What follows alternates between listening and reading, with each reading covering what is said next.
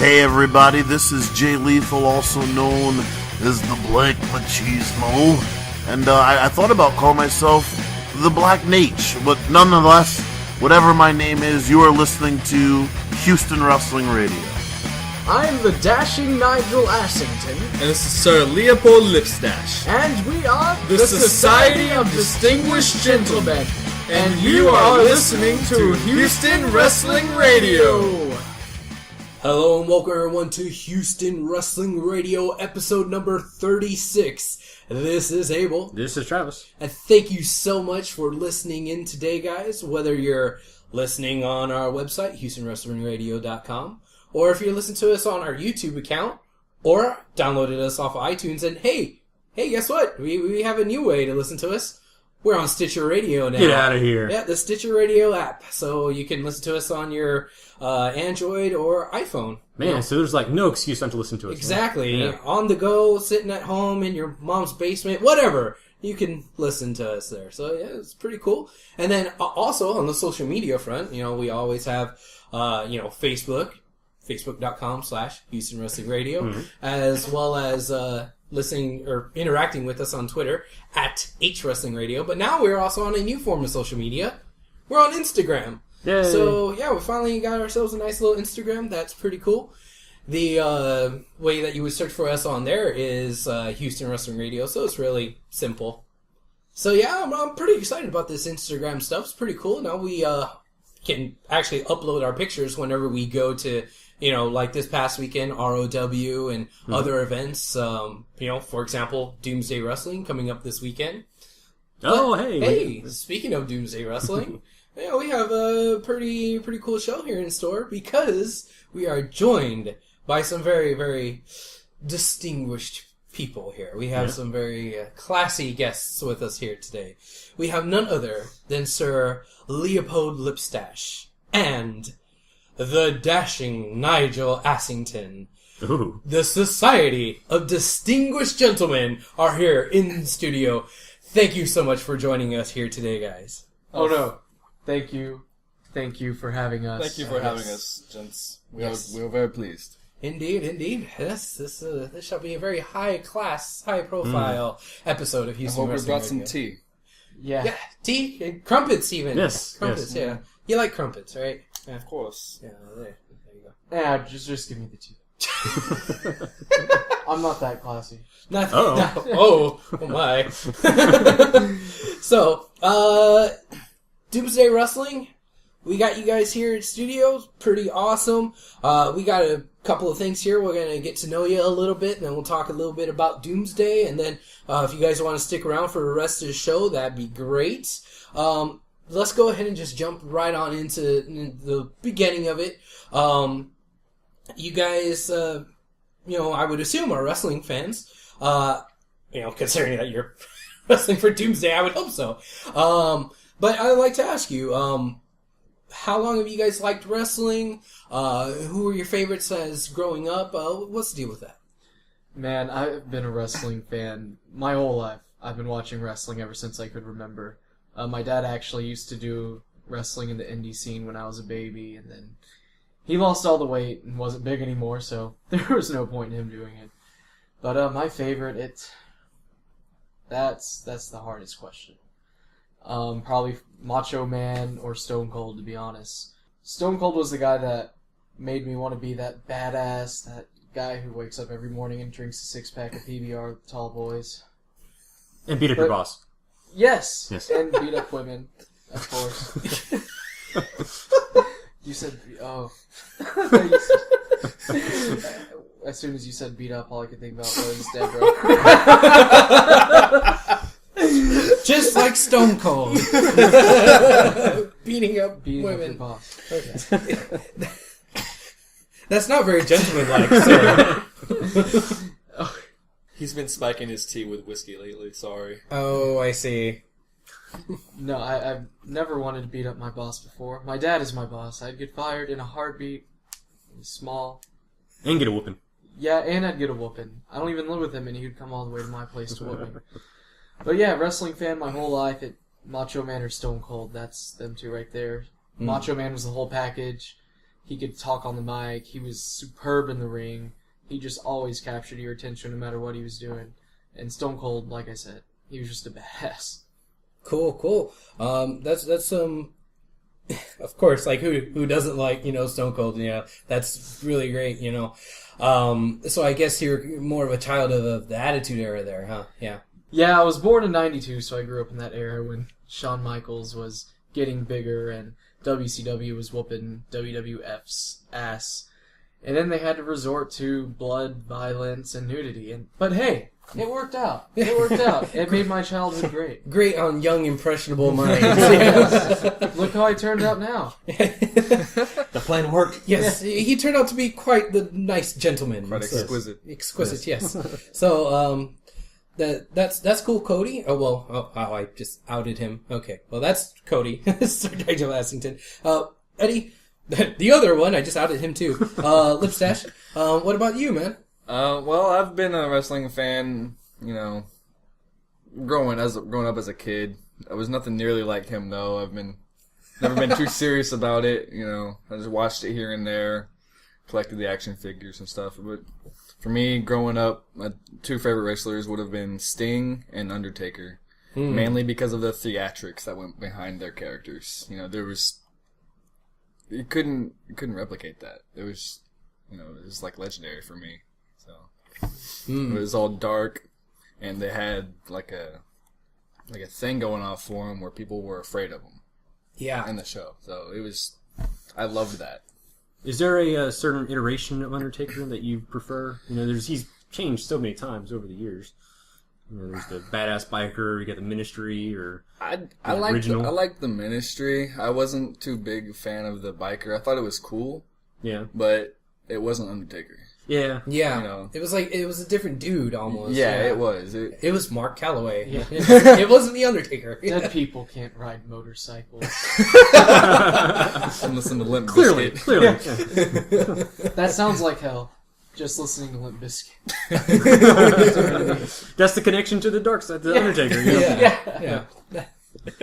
That's what made it evil. Yeah. All right, cool. So, that's pretty awesome. You guys, kind of grew up with it. It's funny that, he says, Eddie says that you were a little bit more into it, Cody. I don't want to kind of pry too much, but did you guys know each other for a long time growing up during that era, or how'd that go? Yeah, I first met him in 8th grade. We had each other in English, and we were into the same music. We were both punk kids. Well, he was emo. Back then, you had the emo kids. It was more so goth. More goth, yeah. Retarded, Still stupid. Yeah. Oh, yeah, very stupid. But, we got along great, We had everything in common. We loved Star Wars. I loved wrestling. I watch it. We used to wrestle out in the schoolyard. We'd put on little wrestling shows for everybody. Yeah. We got in trouble so many times. Because they always thought we were fighting. Yeah.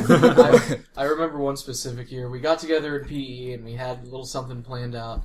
It was the last day before Christmas break, and we started wrestling, and everybody's watching. He ended up spearing me, and this is why you don't try it at home, kids.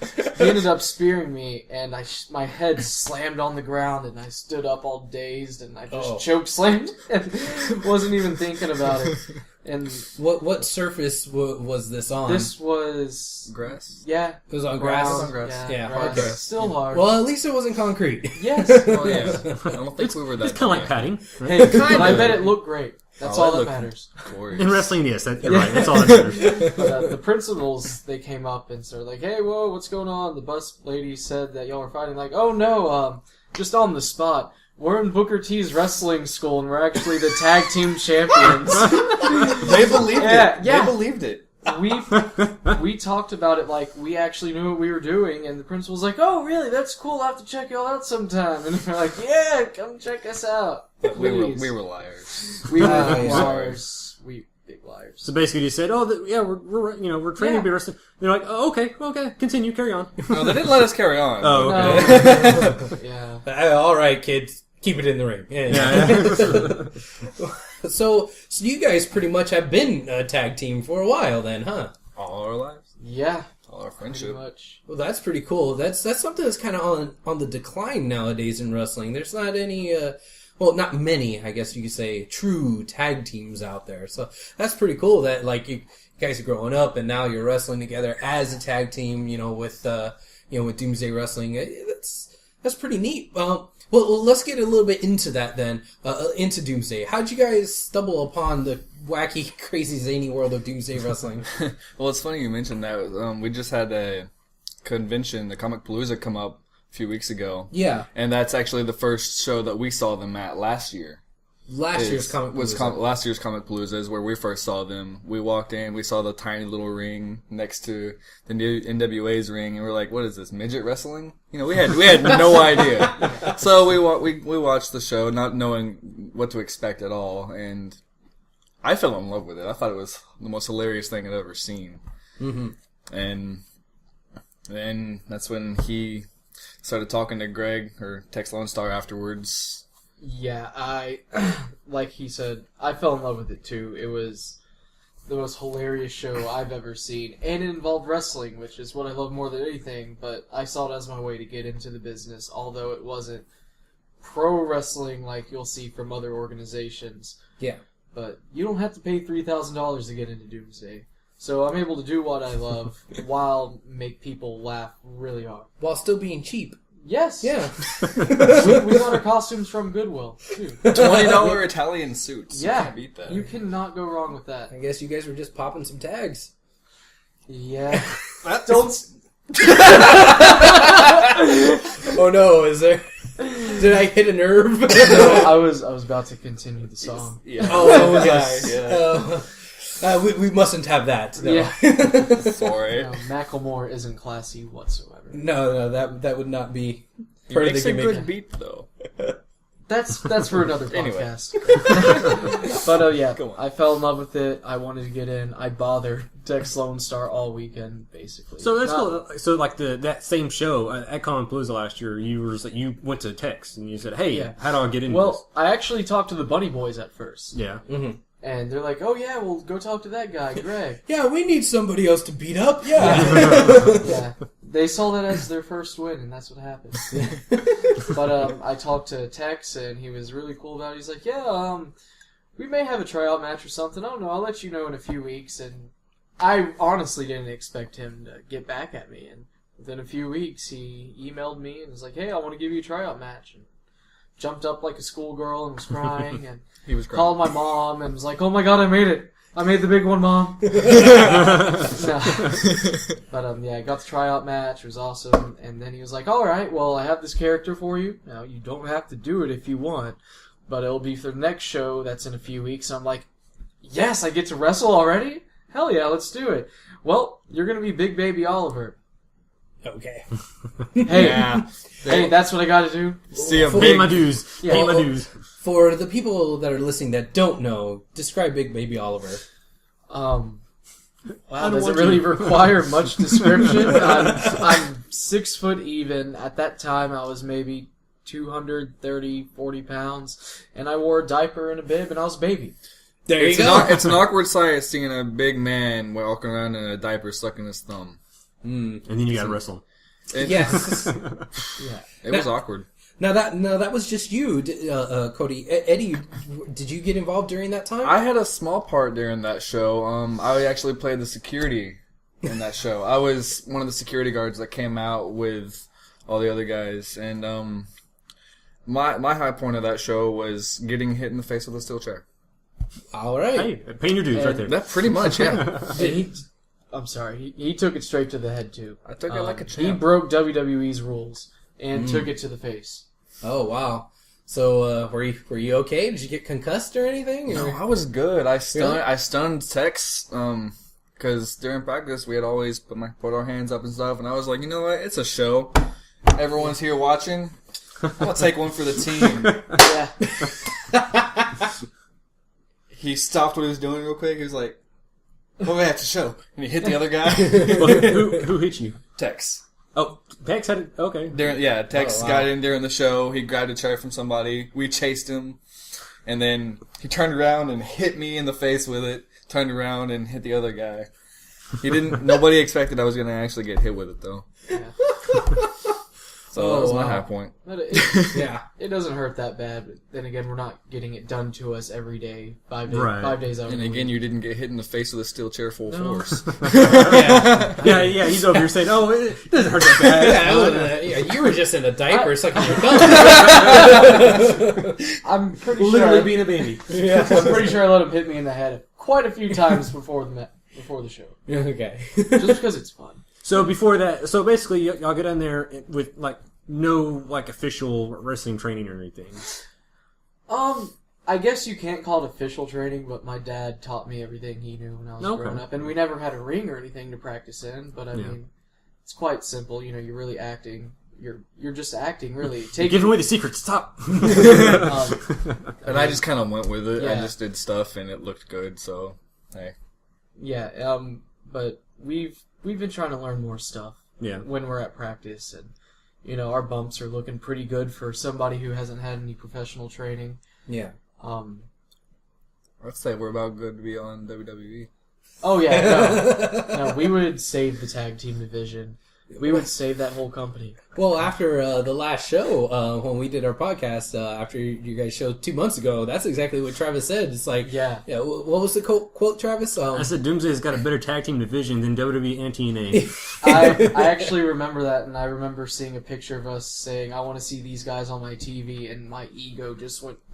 That's what my mustache You're welcome, did. sir. Yeah. I think I still have it screenshotted on my phone too. See, Travis, you're doing good in the community. As long as I can help one person. Yeah. All right. Well, you know, we're kind of dancing around this here a little bit, so let's kind of get more into it.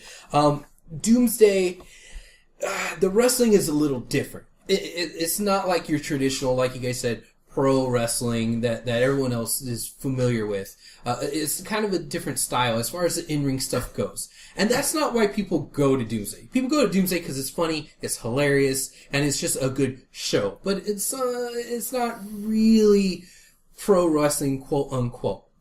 That being said, what are your guys' plans for the future? Do you want to continue and try to be pro wrestlers and go on to, like, you know, other shows and maybe eventually make it a TNA or WWE, that type of thing? Or do you want to stay with this style that you have now? Well, my whole life, all I wanted to do was wrestle. I never wanted to be an astronaut. Never wanted to be a doctor. I didn't want to sit in an office all day doing absolutely nothing on a computer. I just wanted to wrestle. You know, so I would love to stay in Doomsday forever because it's one of the greatest things I've ever been a part of. But if the opportunity arises where I can go to Booker T's school or, you know, make it in WWE some way or somehow, I want to do it. But I'll always stay true to Doomsday. It got me my start. It's fun to do. Yeah. It's the best show on the planet. Everybody watch it. I mean, really, for me, like, it's kind of the opposite in the sense that I haven't always wanted to be a wrestler. If something happens in the future where I get someone contacts me and says, "Hey, you want to come wrestle for us? We'll pay you this much amount of money," I'll probably take it. You know, why not? It's money. But other than that, really, Doomsday is just too much fun. Okay. It's a blast, and we're all like family, so it's, you know, can't beat that. I feel it's to be like less pressure in Doomsday. You know, it's more of a, you know, kind of easygoing atmosphere. Yeah, I mean, the show's all about making people laugh, and Yeah. if it's not funny, we don't do it. And so that's all we want to do is just make people laugh, make the show funny. Yeah. And You that's know, what we do. we're not trying to get ratings or Right. Yeah. be the best. We're just trying to have a good time. Yeah. Okay. And, you know, that's a really good way to describe it. And that's how I would describe it, too, to people that don't know, you know, what it is. It's just, they try to make you laugh. That's what that show is about. And you guys succeed at that. You know, Thank you, sir. You're welcome. he says while twirling his mustache. Okay. You know what? All right. You guys are the second and third people now that have been on our show with the whole mustache thing. So I mustache you a question. Oh, jeez. I hope he doesn't shave it for later. That deserves a golf clap. Yes. Golf clap. Yes. All right. So, question is, how do you guys care for your mustaches, and they're pretty epic. Well, thank you, sir. He's talking about mine. Yeah, By of the way. course. Well, every morning when I take a shower, I always put conditioner in it. You take a shower? Sometimes, once a week. Bathe myself in lavender and I put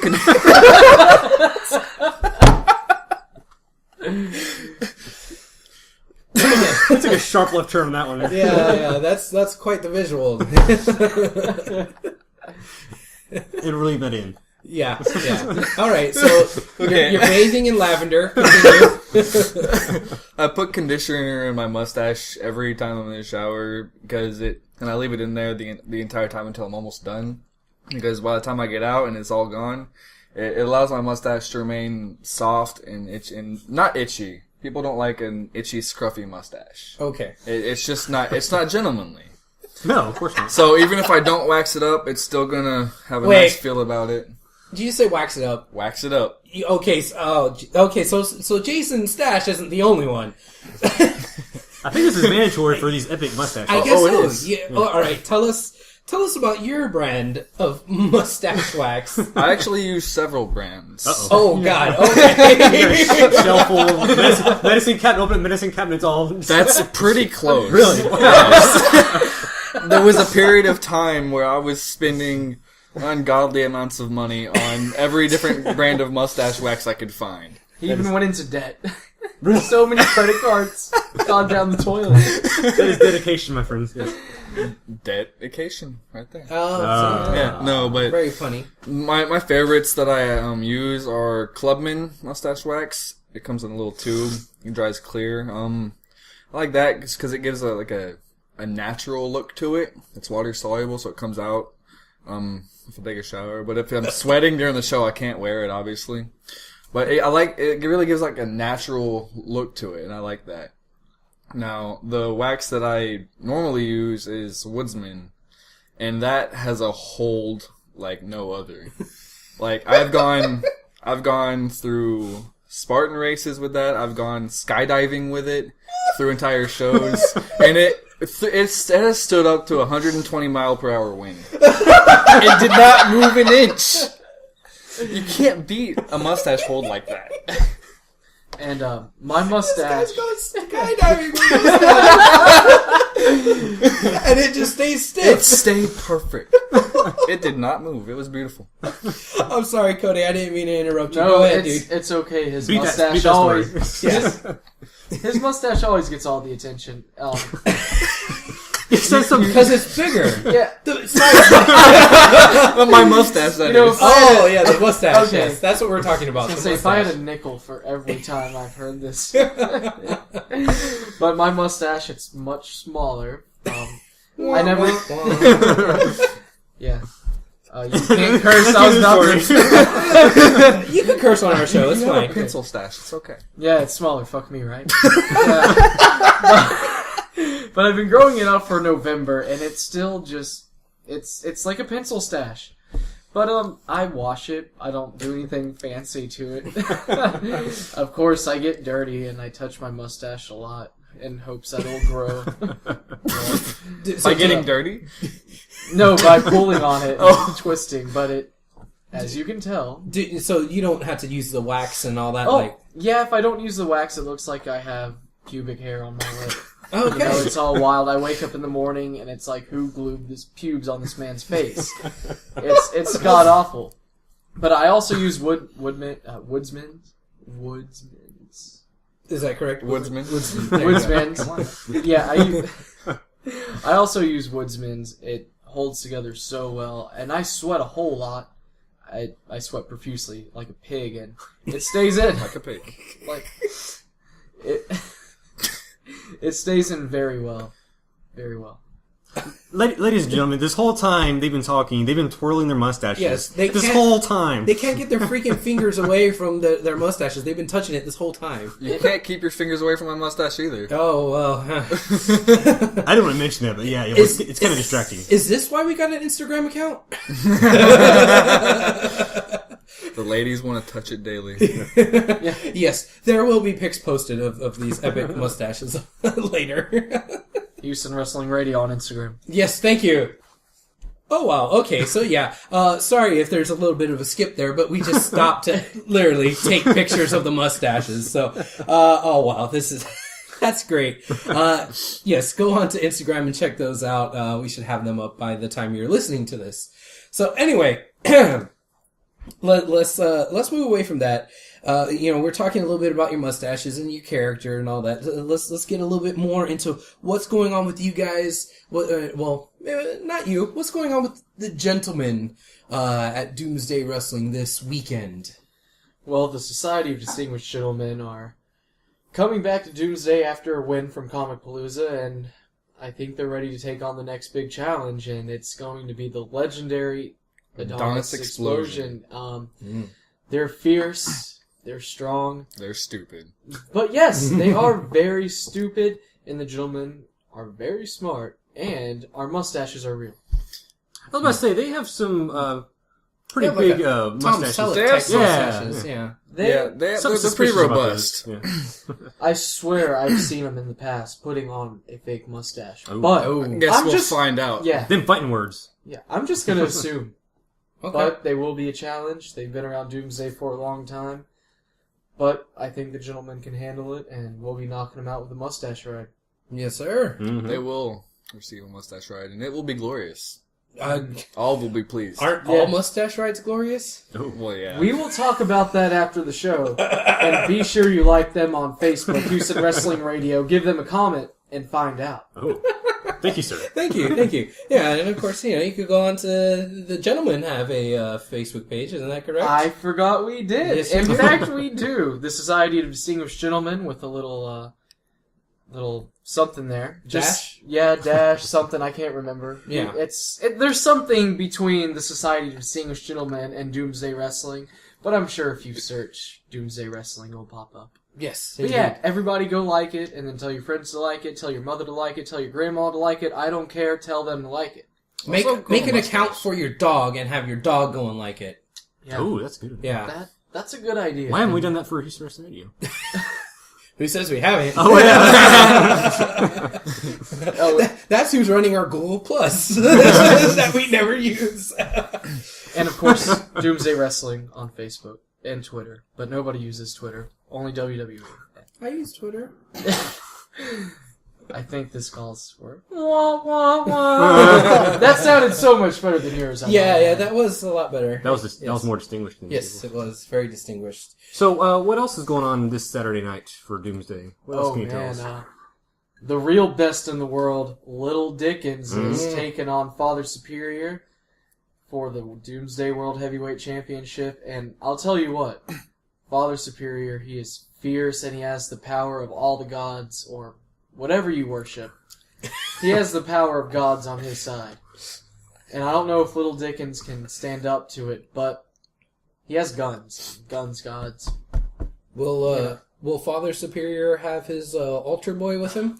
He always does. He doesn't leave his side. And I mean ever. Oh, Well, there you go. It's almost like they're connected at the hip. They're connected somewhere. hence the altered. Yes. Is there any more insights that you'd be able to shed for this weekend? I think we're gonna save some stuff for you. Okay. we have some surprises. You're in for a treat. Now, as always with Doomsday Wrestling, it's always a treat and a lot of surprises. This will beat any wrestling event to ever take place on this planet.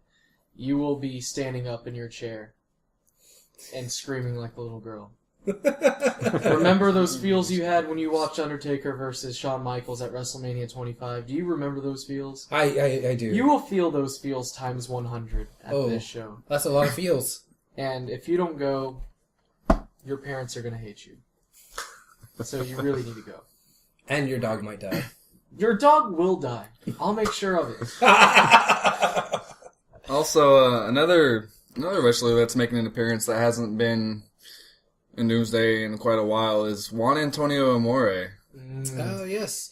Well, I guess that kind of plays into the theme for the night. It's going to be called Headlock On My Heart, correct? Yes, absolutely. So that probably has something to do with that. Yeah, he's I would think so. he's like a wrestler, a Spanish wrestler. He kind of looks like Zorro. Yeah, he does have that Zorro Like a feel. like a romantic Zorro who goes around trying to serenade everybody. Yeah, it's like if Zorro tried running around seducing women and it actually worked. All right. Okay, so it sounds like it's going to be, pretty good show this weekend, and it's going to be at Numbers Nightclub in Houston, Texas, and the show starts at 8 o'clock? 8 o'clock. 8 Doors o'clock. open at 8. 8 o'clock, be there on time because seats fill up fast. Actually, be there earlier. Be there very than that. early. Yeah. Yeah, because parking runs Oh. out fast. Oh, I too. forgot about the parking. Yeah. Seats run out fast, but parking runs out faster. Yes. Yeah. So try to be there as early as possible. Yeah. Good stuff. Let's see. I don't think that there's anything else that I had planned as far as asking you guys with your interview and whatnot. But is there anything else you guys want to add there?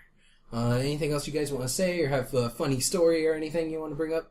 Not that I can think of. No. Oh, well, okay.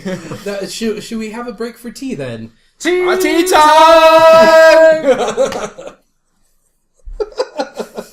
That was awesome the way you kind of put that together. I'm not sure how that'll sound over the microphone, but that was great. That was awesome. Always down for tea. Always down for tea. That's great. Even when we're about to win matches, it's time for tea. Yes, And we noticed that, yeah. You'll be like in the middle of just winning a match and you'll stop at the 2 count. Well, it's a very important time. Yeah. You can't pass that up. Yeah. But why does tea time always coincide with the very end of the match?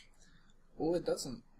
It's just been coincidence. No. Okay. Yes. Yes. Okay. It is.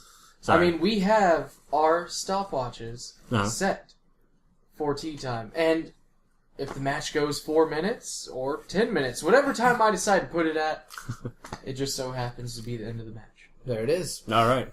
You can't trifle with tea time. This is true. No. Yes, this is true. That was a lot of alliteration.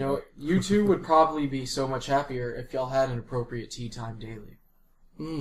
I've been telling him that for years. Well, maybe we'll start. We try to share it with our other wrestlers, people that we wrestle, but I don't think they quite know how to drink it. No, They keep getting it in their face. or in our faces, unfortunately.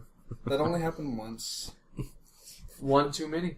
Yeah. Well, are you saying that there's a technique to drinking tea? There is a technique. When in doubt, pinky's out. Yes. So pinky out and just tip Yeah. back a little.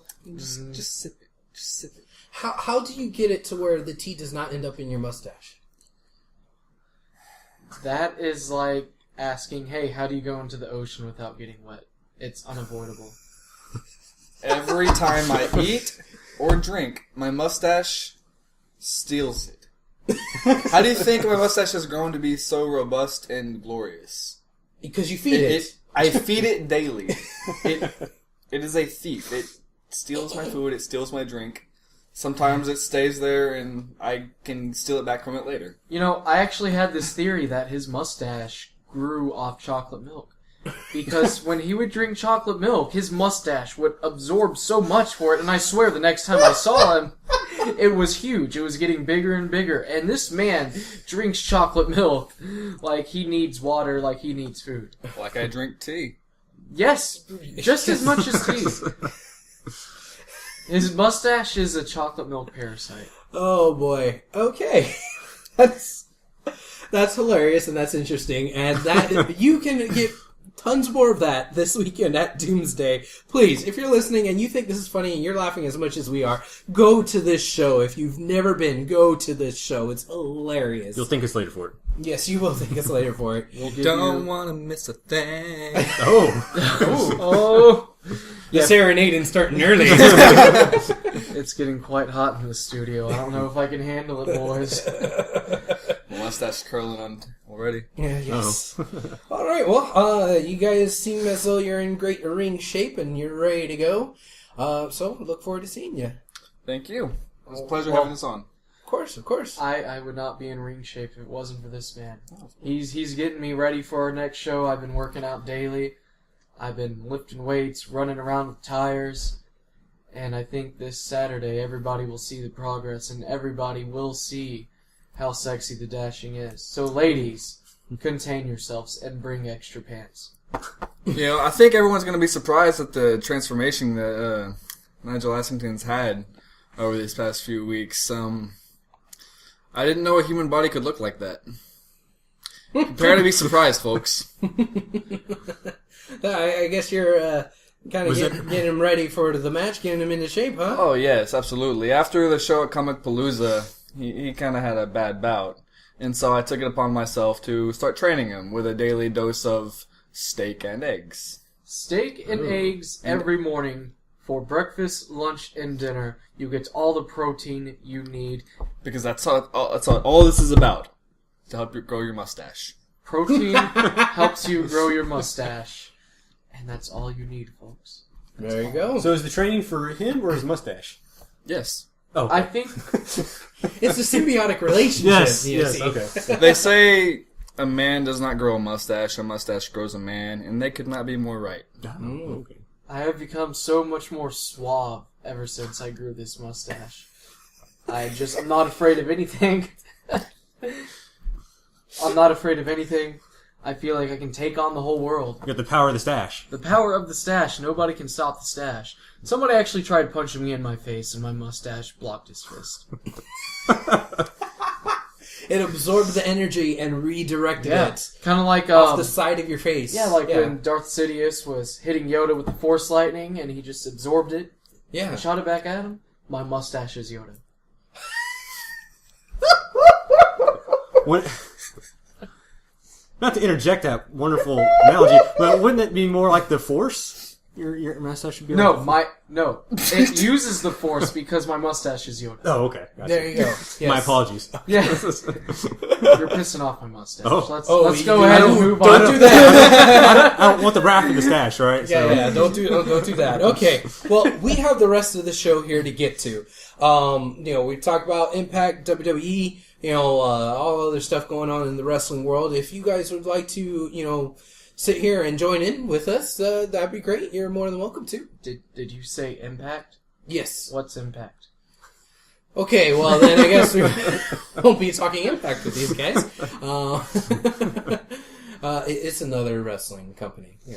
Wait, far inferior to Doomsday. Isn't that the show with Thunderlips?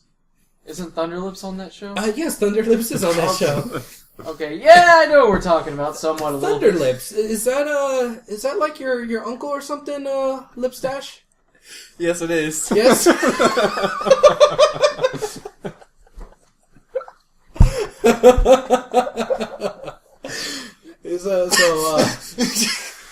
So you really know more about the business than you let on.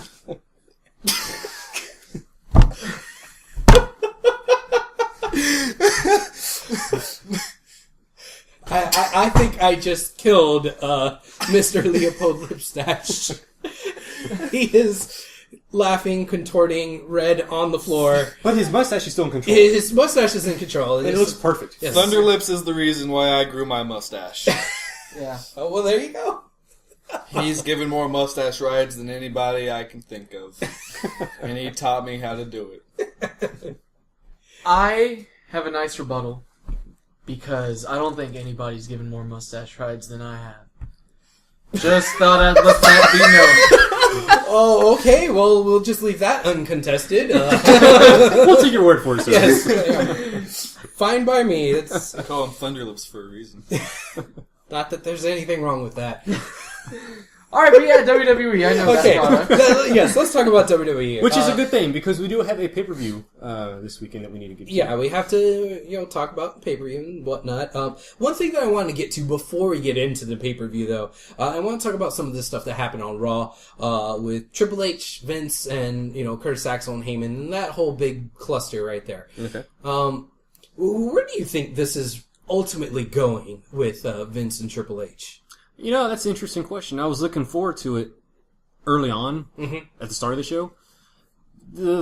Towards the end of the show, that last little bit they did, with then kind of reversing the roles there, where now Vince is wanting him to wrestle, and now Triple H is doesn't. Yeah. Yeah, Vince totally pulled reverse psychology on him, and it's like, I want to fight Curtis Axel. You're not going to fight Curtis Axel, although it might be a good match. So you know what? I do want you to fight Curtis Axel. Well, now I don't want to fight Curtis Axel. Like, whoa, did he just Jedi mind trick him? What the hell has happened? Well, that was okay, but the way they didn't go anywhere with it.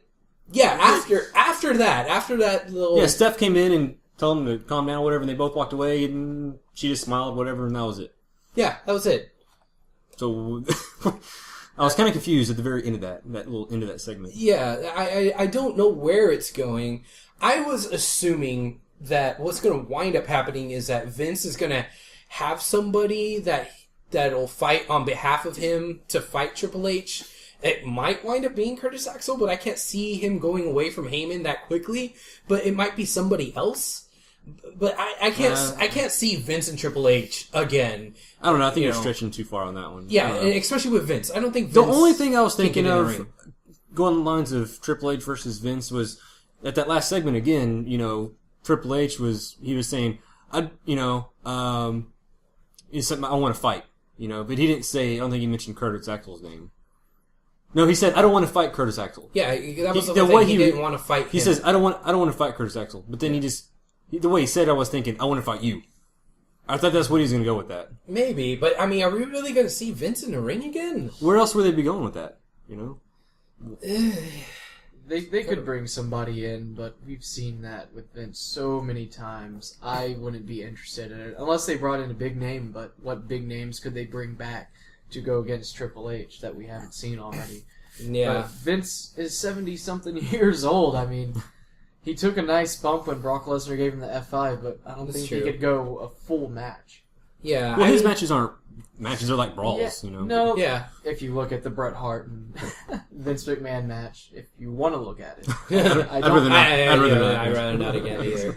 Yeah, but I mean, Triple H could definitely carry him, but for his health, I don't think it's the smartest idea. Yeah, and would people really be interested in seeing that? Honestly, no, I'm not. I mean, Vince. I think Vince is the only one that's older than Flair. And Flair can't go anymore, so Vince definitely not. Although, for a man his age, that dude is still... he's still ripped. But I don't think he's in ring shape. The only thing I'm liking about this is the fact that we are getting back to the whole, bickering family feud type thing. Mm-hmm. That kind of fueled towards the end of the Attitude Era, Right, and it's cool for a build-up, but where's the payoff? Exactly. Where's the payoff going to be? Who's Triple H going to fight? That's a good question. And I mean, we know nothing like that is going to happen at this pay-per-view, because Curtis Axel already has a match. So, let's get into the card for Payback then, if we're going to do that. So we can talk about Curtis Axel here. He just kind of got thrust into a match. For the Intercontinental title versus Miz and Wade Barrett in a triple threat. Yeah. Well, that's one thing about that match was Fandango got injured. Yeah, Fandango's concussed, so he's going to be out for a little while. And instead of just leaving it as one-on-one, which I would have been happy with, they said, no, we're going to continue to have a triple threat match, and what the hell? Let's throw in Curtis Axel. It feels kind of shoehorned to me. It is. You're right. I don't think. I don't know. It just doesn't make sense to me a whole lot. Well, the thing is with that is if you look at the way they've been booking Curtis Axel just on Raw, he's getting wins by shenanigans. Yeah, he's not winning matches. So clearly, this match is going to probably end with him getting the title in some kind of weird shenanigans way. You think they're going to put the title on him? Why else throw him in there like that? Just to take Fandango's spot. The Miz, if he gets the belt for the umpteenth time, what are they going to do with him? As much as I love Wade Barrett, they keep the belt on him. Then what? What are we going to get? I think giving the title to Curtis Axel is the smartest decision out of the three. Like you said, they're giving him wins, although they're not wins. So, excuse me, to continue his wins with the title, it'll give some more prestige to the IC title. And we'll get to see Curtis Axel's push, which I want to see. Yeah. I want to see. That kid can wrestle. Well, I agree with you. And I think we have seen him wrestle, and we know he can wrestle. Even back when in McGillicuddy days. So I have no problem with him getting a push. But what I do have a problem with is if you are going to put the Intercontinental title on him, I think that you've been playing hot potato with the Intercontinental title way too much over the last, 3 or 4 months. It's Mania, basically. Yeah. Mania, Miz won it the night after, he got it back, and, I think I want to see somebody have a rather lengthy reign. Maybe not a whole year, but maybe 6 to 9 months. So give someone a beefy reign with the IC title. Curtis Axel, he could be the one. He could be the one, but if he's not, because I think that this wasn't Curtis Axel's plan all along. When they debuted Curtis Axel, having him fight Cena, having him fight Triple H, having him do this and that, I think they had a whole different plan with him. It's like, oh, Fandango's injured, well, let's just throw him in there. I don't think it's not just replacing Fandango, because if they're just going to replace Fandango, they would have got someone else. I think it's like Ryder.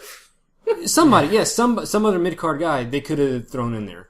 But because it's Axel with Paul Heyman, something's going to happen with that. I think it's going to be, I think they're maybe just kind of getting a jump start on his title reign that he was going to have eventually. If he does win the title, I'll be happy with it if 4 months or something like that down the line, he still has it, and he's bringing prestige to it. The same way how his daddy brought prestige to it so many years ago. That would be awesome if they could do that. Yeah, that Mr. Perfect was one of the best Intercontinental champions of all time. Yeah. I think so anyway, in my opinion. And how cool would that be for him to be wearing the same belt, essentially, that his father had. It's the same design, the retro design now. That's true, yeah. So it's the same belt design that his father wore. That's... To me, I think that'd be pretty awesome for him. Yeah, I think it'd be cool. Yeah. It's a wet dream. Oh.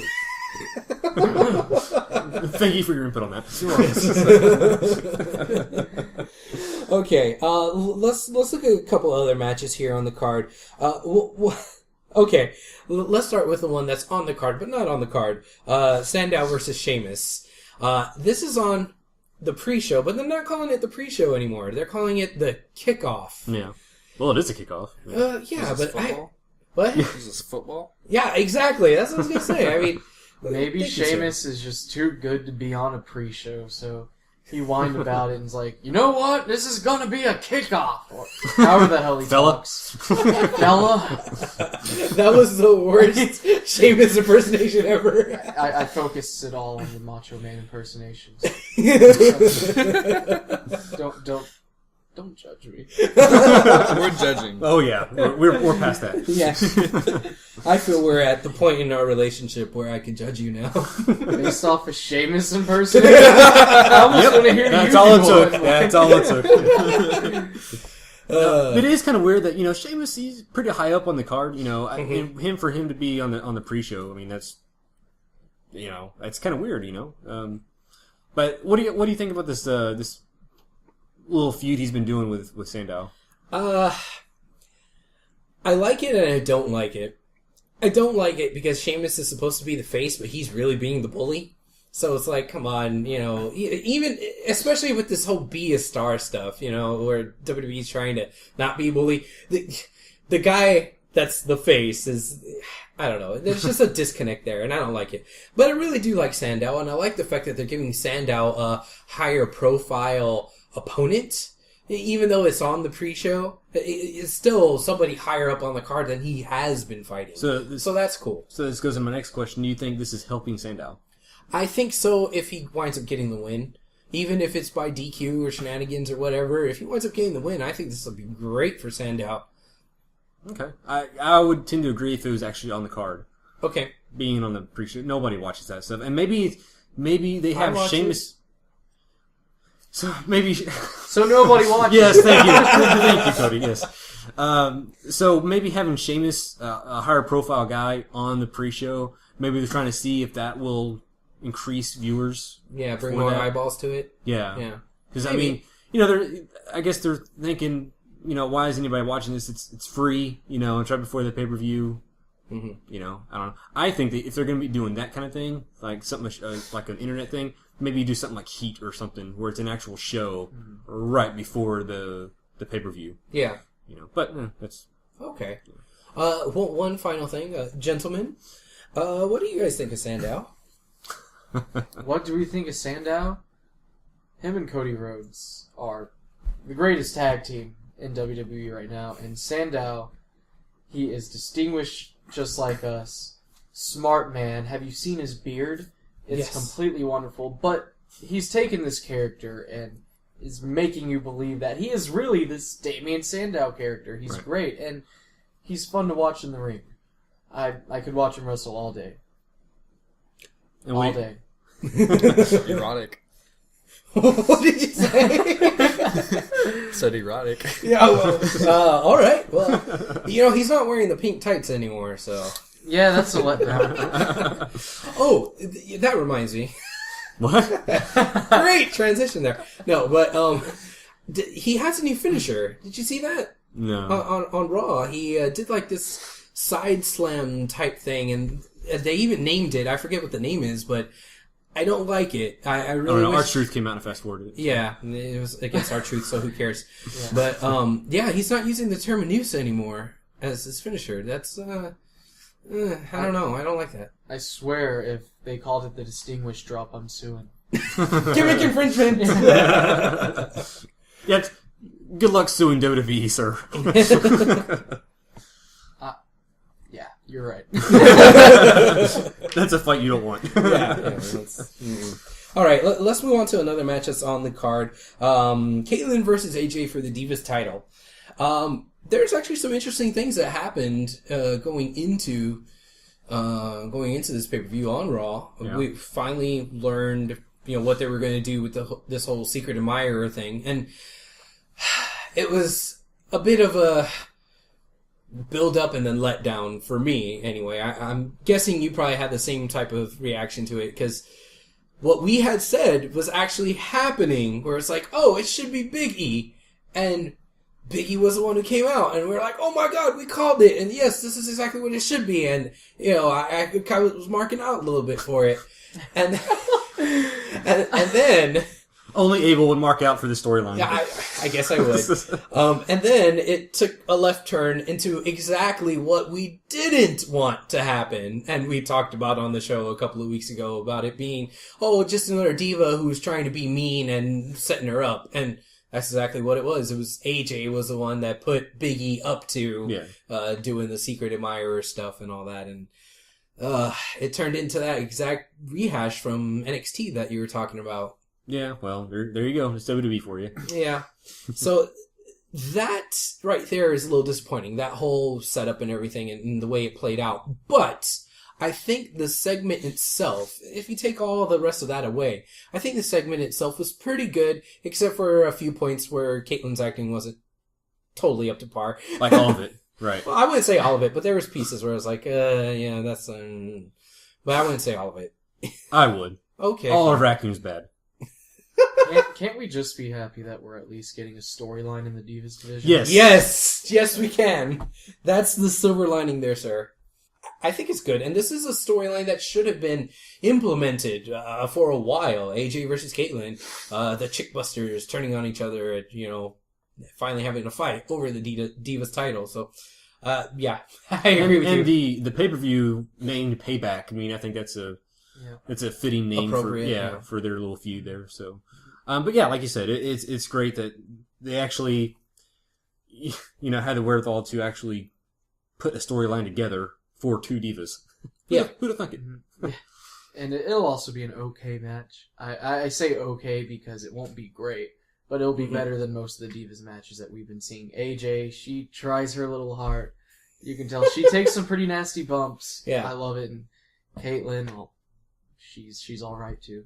Yeah. So, and they have great chemistry in the ring together though. They've never bored me. Yeah. But they've never kept me sitting down in my chair. But it'll be good. It'll be good. I have faith in that match. Yeah. So you may or may not take a bathroom break during the match. No, I won't. I mean, have you seen AJ? Oh, he'll be taking a bathroom break after. Nah, I won't. That's why. You know what? I just realized we haven't been doing any predictions for any of these. Do you even feel like doing predictions on any of this? We can. Who do you think is going to win that match? I say AJ's finally going to take the title off of Caitlyn, and Caitlyn will get a rematch, and they'll continue the feud. I think AJ's going to win just so she'll have a title with Dolph. Okay, yeah, that'll work. Yeah. That makes the most sense, to be honest. Yeah, what's Caitlyn really done? No, what is she gonna do after she wins the title? Continue the feud? That belt for the Divas, that is literally a prop. Yeah. Yeah, it's... It has a butterfly on it. Yeah. It's not a championship. Yeah, exactly. Thank you, sir. All right, just so that we could go back on the ones that we already talked about, Barrett versus Miz versus Axel. Prediction. Axel? Yeah. I'm going to say Barrett's going to keep it. All right, well, there you All right, what do you think? Why have him lose now and just kill everything he's done? So, Axel? Yeah. go. Okay. Sheamus versus Sandow, I really want Sandow to win. Sheamus is going to win. Okay. Yeah. He's the face. It's not a meaningful storyline. Sheamus, the face is always going to win that. Okay. Yeah. Cool. All right, and then let's move on to the next match here on the card. Dean Ambrose versus Kane for the United States title. Ambrose. Okay, getting straight to the prediction there. All right, yeah. Ambrose. Okay. Why the hell not? Ambrose. I mean, he's been really good the last few weeks. He just got the title. I don't see them taking it off of him. This isn't a unsuccessful run that he's had so far, so I don't see any reason why to take the title off of him. I'm disappointed in the build up between. This is kind of bleed into the other match here in a second. Yeah. But the build up on Raw, not even a build up. It's just the way it came about. Mm-hmm. You know, Vicky coming in saying now it's going to be Debray and Orton going for the tag team titles. Kane starts to cry. And he says, "Oh, I didn't forget about you. You're going to fight Ambrose for the title." Right. Okay. After they just had a match. Yeah. Yeah. Yeah. It ended in DQ, so I could see the justification for that. I think she said that because Yeah. you won your match or something. And Yeah. No, that was for Debray and Orton. Yeah. Yeah, they just won by DQ, so that's why they got the title shot. But I don't know, the whole setup. It's the whole tag team partners who don't like each other. Mm-hmm. I mean, History shows they're probably going to win. But that's true. But it's on the. I don't know. It'd be weird for them to take any titles off the Shield right now. I have faith that they're doing a good job with the Shield, that they're doing the right job, and if they have the Shield lose, then why have they pushed them this whole time? You know what I mean? I think they're setting up something with Daniel Bryan and Orton rather than having them. Oh yeah. The Shield, they're a real team. They're helping the tag team division, and they're just doing a great job. They're fun to watch. So, So you think this is just a storyline match they've had the rumor lately that Orton's going to turn. Yeah. Yeah. And maybe Daniel Bryan will slip up, drop kick him again. Orton gets pissed off again. Another RKO. I thought we were going to see that on SmackDown. I don't know. Did you? No, we saw that on SmackDown. No, well, we did. But I thought it was going to go somewhere else. Let me say that. Okay. Because he did that, and after he did I could understand doing the RKO on him, and just because getting his old receipt, Mm-hmm. But the way he looked at him, like after he did it, I was kind of like he had a heelish look in his face, like okay, That's just his face. yeah. I think it was just setting it up, though. Yeah. But then on Raw, they kind of said, okay, we did that, now we're over it or whatever or something. I don't know. You never know with that company. Yeah. You honestly never know, but that's what I think. The Shield, I think they'll be keeping their titles for a long time. Yeah. I'm going to say Shield is going to win on that one. On Ambrose and Kane or in the tag match? Both. All of them. Yeah. Both. Yeah. Okay, well that's an easy prediction. Why would they put the U.S. title on Kane? Yeah. He doesn't need it. The whole match is thrown together. Like, what? Okay. Yeah, Kane's he's getting to that point in his career where he's going to be passing the torch to people. Yeah, and putting people over. Yeah, putting other people over. Like Debray, Yeah. He's been helping him out. They have good chemistry with him, So, you think that we're going to get a Debray versus Orton feud before we get Debray versus Kane? And really, the Debray versus Kane thing just, ended and, that's it without a match, without them yelling at each other, without them being mad? Good point, sir. Good point. That's what I do. You had one good point, okay? Don't let it go to your head, okay? This is why I don't say anything nice about this guy. You say one thing nice and he just... I thought you were just being rude to him at first, but now I understand. Oh, You make one good point, you're walking around like you're God. Why? I mean, he's not. Thank you. No, you're not. But, yeah, I would love to see the Kane versus Debray feud, but it Well, doesn't, unless they're trying to lead up to it without showing too much, but right now, to me, it just looks like Orton versus D-Bray. Okay. I think we might get down the road a Kane versus D-Bry match. Yeah. Maybe for them to blow off steam or whatever, to get it out of their system. But I don't think we're going to get a heel-face match feud between them, because you can't turn, I think we talked about this last week, you can't turn D-Bry heel right now. Yeah, it's impossible to turn him heel right now. Yeah. Everybody is cheering for this guy. That crowd on Monday, with everybody chanting the yes and doing the finger points, that was bananas. I think we've said this before. D-Bry is the only guy right now on the roster that's 100% cheered by everyone. Mm-hmm. Cena, 50-50. Punk, 50-50. Orton, nobody gives a shit. Punk's more 75-25. Yeah. Okay, go on. Yeah, but I mean, everybody is behind D-Bry. The kids, the IWC guys, the old people, young people, ladies, dudes, everybody's behind this guy. And that's, going back to all the yes chants from the crowds, that kind of goes back to what I was saying a few weeks ago about, when Fandango first blew up, you know? Yeah. And I said, it's not gonna go anywhere. People aren't connecting with Fandango. They're connecting with his music. Yeah. Nobody gives a shit about the wrestler. And clearly that's already the case. I mean, people are already starting to not care about him, and the fact that he has this concussion is going to be out for a while isn't really going to help. No, it's not. And the whole thing with the yes chants, that was started last year, last WrestleMania, and it's still going on. WrestleMania 28, and we're going on 30 almost. Yeah. So, that's why, it's one of the reasons you're just not going to be able to turn D-Bry heel or anything like that, and I don't think we're going to get a Kane, like I was saying, the Kane D-Bry feud. I think, like I said, maybe a match. Okay. But I can definitely see Orton turning on him, going heel, and then them having a big feud, with that. And then you would have Bryan win that feud, and that would launch him to this supposed Cena versus Bryan match at Money in the Bank. God, that'd be so great. I wouldn't even mind seeing a nice series of matches. Oh, no. I would love it, too. Cena had a great... Or are you talking about Orton? Cena. Cena, yeah. Well, Cena had a great series with Edge. Yeah. That was one of my... As much as I dislike Cena, that was one of my favorite rivalries. Cena can pull out good matches with the right people. Yeah. Edge, they had great matches with Edge. Punk, yeah. And I'm sure D-Bry could do the same. Oh, definitely. Yeah, absolutely. To be honest, I kind of think Bryan is better than Punk. But okay. I can see how you can... I think Bryan might be better...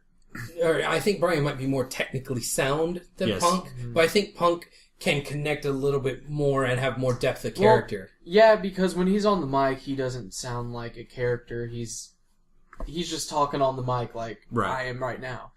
But Daniel Bryan, he's able to take any character thrown at him and make it fabulous, make it wonderful. Yeah. Everything he's done in WWE has been entertaining and people love it. Yeah. Oh, go ahead. Oh, I'm sorry. Oh, so sorry, sir. But his matches are never bad, though. Yeah. He's phenomenal in the ring, and he's always willing to put his body on the line. Yeah. And it looks great. Oh, yeah, definitely.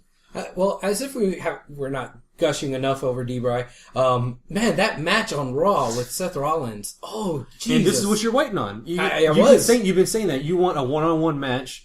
No, I said I wanted a lengthy one-on-one feud with those two. Well, so, but it's still, the match itself, I mean, it was great. And, it's probably just a one-off for now. Oh, definitely. But, if that turns into a sustained feud for, I don't know, a good 3 or 4 matches for something. We're going to see more matches between them two, Yeah, I think it'd just be awesome. That match on Raw, I would say, is a match of the week candidate. That's my match of the week. Okay. You know what? I'm jumping ahead here. I didn't get to watch Impact because of the storm. It blew my DirecTV off, and so I only got to watch like the last 10 minutes. So that's my only match of the week candidate as of right now. If there was some stuff on Impact, I'm sorry, but I mean, if there's anyone that you want to add, or if any of you gentlemen want to add, but for right now, that's my only match of the week candidate. I watched Rocky 3, or was it Rocky 4 the other day? Thunderlips. That would be 3. 3? Yeah, Rocky 3. I'm sure that was better than anything on Impact. Okay, well there. I'm sorry. I'm sorry. It's awesome that Bully Ray's the champ. Love Bully Ray. He's doing a good job, but everything else I could care less about. Rampage Jackson. Well, we'll get to that here in a second. Let's continue with the WWE talk, and then we'll do a little bit of the Impact. But another match on the card for Payback: Y2J versus Punk. I'm worried that we haven't seen Punk yet. Because normally when stuff like that happens, it's a question mark if they're actually going to be at the pay-per-view. It could just be like a bait and switch for us to buy the pay-per-view. But the fact that the pay-per-view is in Chicago, if Punk's not there, people are going to die. There will be a riot. What do you think? Yeah, I think there'll be a lot of pissed off people there if that happens. I don't think that's going to be a good move. I mean, they've been advertising it on TV. Hell, Vince in his little tirades there about Triple H and all that, when he was interacting with Vicky and Maddox. Maddox? Maddox. Who cares? When he was interacting with them, he even mentioned, well, he was in reference to a different match, but he was saying, well, we advertise this, so we got to have it. So I think there's still a little bit of that there left in the industry where, hey, you advertise it should be there. I mean, it could be a bit bait and switch, but I don't know. I think they're going to go through with this because it's so high profile. What do you think about the fact that, okay, it's in Chicago, so Punk's going to get the biggest face pop? Oh, yeah. What do you feel about them putting him against Y2J? Because that's another face.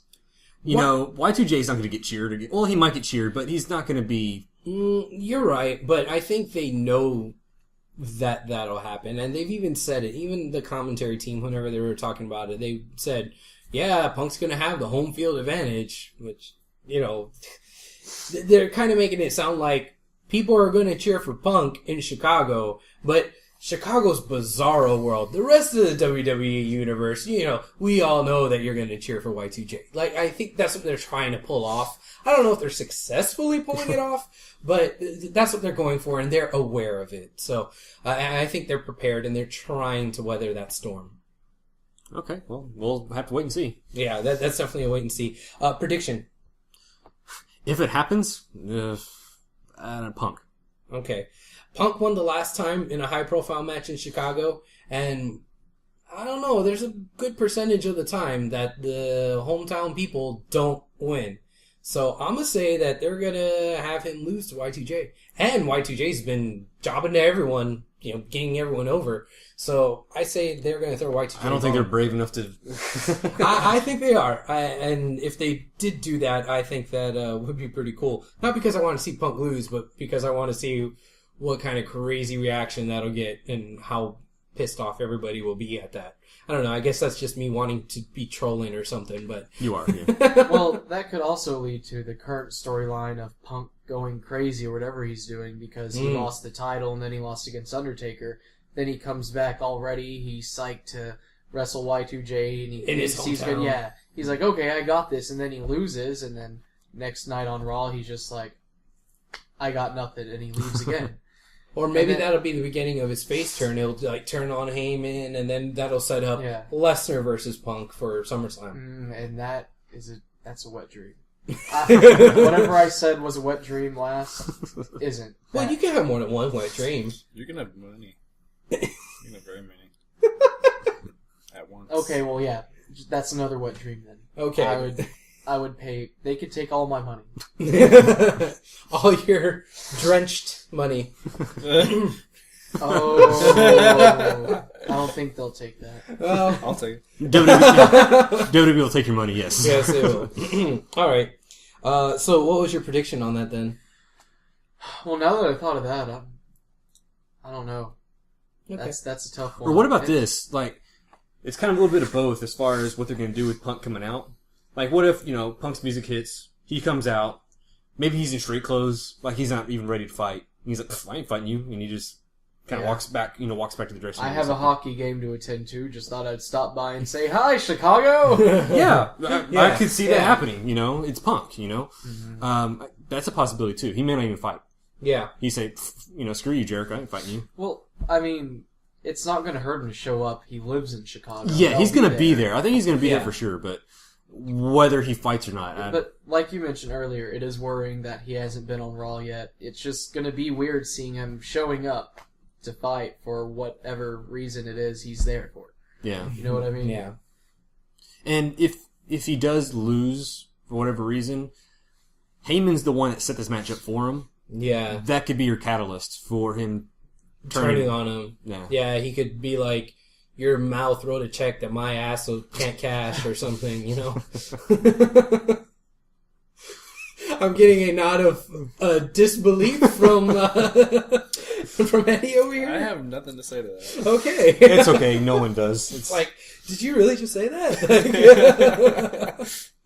It's kind of weird having an audience in front of us. So I'm starting to learn what works and doesn't work by just having people here watching us actually do the show. And that right there also didn't fall very well. Okay, let's move on. It's a pleasure listening to it. It's a pleasure. All right. Next up on the card, Ziggler. He's going to be making his return also. Ziggler's going to be fighting Del Rio and putting up his World Heavyweight Championship for the first time, right? This is his first title defense, isn't it? Is it? I think so. Man. Yeah. Yeah, it is. The first defense was supposed to be that triple threat ladder match. That's right. Yeah. Right, and then it wasn't. Yeah, he's fighting Del Rio. You know what? I'm just gonna go out and say they're gonna let Ziggler keep it. I mean, he's been out this whole time, and they didn't strip him of the title and the whole you got to defend your title within 30 days. They didn't do that. Really? Yeah. They I'm sorry, I'm old-fashioned. I know the old-fashioned rules, so that blows my mind. yeah. I mean, it's been 2 months since he's even competed. So Yeah, Jack Tunney Almost. stripped his ass a long time ago. yeah, Jack Tunney would have stripped him of the title. Hey, you got to defend it every 30 days, and he hasn't. So I would assume that since they've let him get away with it, that they're not going to just take the title off of him. Because if they were going to take the title off of him, they may as well have done it just to the 30-day rule. And plus, You know? Ziggler is much more interesting and entertaining than Del Rio. Yeah, definitely. I mean, Ricardo's pretty entertaining, but Del Rio right now, he's kind of waning a little bit. I mean, when he had his face turn, I was a little bit more interested in him because he kind of changed up his moveset a little bit, but now it's starting to get back there where he's still stale. The only thing I liked when he turned the face was he seemed more aggressive. Yeah. But that's it. And now it's like, I'm tired of seeing the same rotation, Ziggler, Del Rio, Swagger. I've seen so many iterations of that feud. I'm tired of it. Mm-hmm. I don't care. Mm-hmm. Just have Ziggler win and be done with it. Okay. I agree. Yeah. I'm not a Del Rio fan. Yeah. He's boring to me. Well, be careful what you say. He's his cousin. Really? Well, Caitlin's my cousin, and Oh, okay. yeah, my stepmom's sister's husband's cousin. Blah blah blah. Are you being serious or are you just... I'm being serious. Really? Really? Yeah. Oh, wow, cool. I was actually. Hey, you were story. talking crap about her earlier. Yeah, well, they divorced, so we're not related. We're not related anymore. But yeah, I'm sorry. So, Would you rather me be blunt, Yeah. Caitlin? If you're listening to this, I'm sorry. But you're hot. and since now you're not cousins, it's okay. Yeah. Well, we're not Wow. blood, so. It's not weird at all. Or what? But seriously, can you get her on the show for us? But yeah, I will do my best to get her on the show, even though I've never spoken to her, texted her. She's never responded to my tweets. She probably doesn't even know that you're family. Probably or ex-family. Ex-family, yeah. We were related at once. Disappointment. Huh? The disappointment in you. Well, hey, now it won't be weird when I say she's hot, right? Right. Yeah, it's Yeah, still kind of weird. Yeah. You know what? Let's go on, please. Oh my. Okay, where were we? How did we get onto this? Your cousins Oh, with Del Rio and yeah, okay. And he still sucks. Right, yes.